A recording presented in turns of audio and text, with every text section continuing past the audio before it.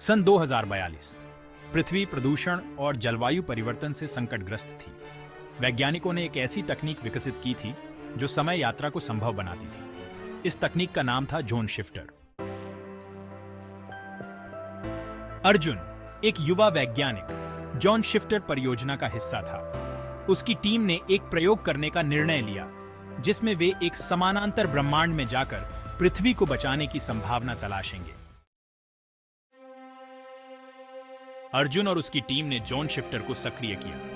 एक चमकदार प्रकाश ने उन्हें घेर लिया और फिर वे अंधकार में डूब गए। जब वे फिर से दिखाई दिए तो वे एक पूरी तरह से अलग दुनिया में थे। यह दुनिया पृथ्वी से काफी मिलती जुलती थी, लेकिन कुछ अंतर भी थे। वन अधिक घने थे, नदियां साफ थीं और प्रदूषण का कोई निशान नहीं था। यह एक ऐसा स्थान था जहां मनुष्य प्रकृति के साथ सामंजस्य में रहते थे। अर्जुन और उसकी टीम ने इस समानांतर पृथ्वी की खोज शुरू की। उन्हें पता चला कि इस दुनिया के लोग अधिक सचेत और पर्यावरण के प्रति जागरूक थे। उन्होंने एक ऐसी तकनीक विकसित की थी जो प्रदूषण को नियंत्रित करती थी और ऊर्जा का कुशल उपयोग करती थी।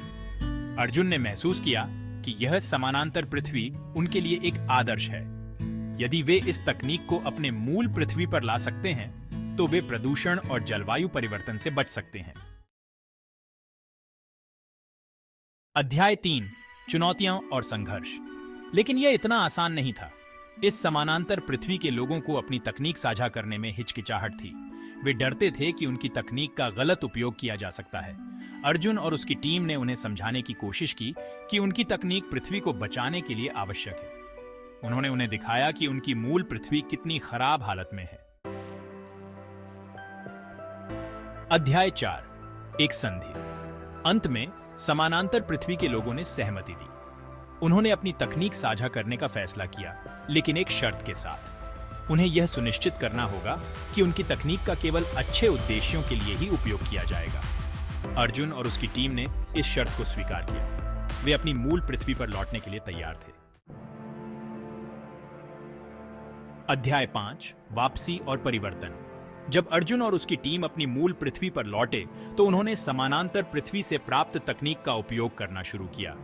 धीरे धीरे पृथ्वी की स्थिति में सुधार हुआ, प्रदूषण कम हुआ और जलवायु परिवर्तन के प्रभाव को नियंत्रित किया गया।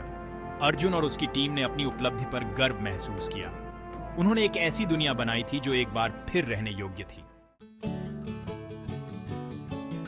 अध्याय 6 एक नई शुरुआत। सन 2050 पृथ्वी ने एक नया रूप ले लिया था। प्रदूषण का कोई निशान नहीं था और लोग प्रकृति के साथ सामंजस्य में रहते थे। अर्जुन और उसकी टीम ने एक नई पीढ़ी को यह सिखाने का काम शुरू किया कि कैसे इस दुनिया को संरक्षित रखा जाए। उन्होंने आशा की कि उनकी यात्रा एक प्रेरणा बनकर रहेगी और भविष्य की पीढ़ियां भी पृथ्वी को एक बेहतर स्थान बनाने के लिए काम करेंगी। अध्याय 7 एक अनंत संभावना।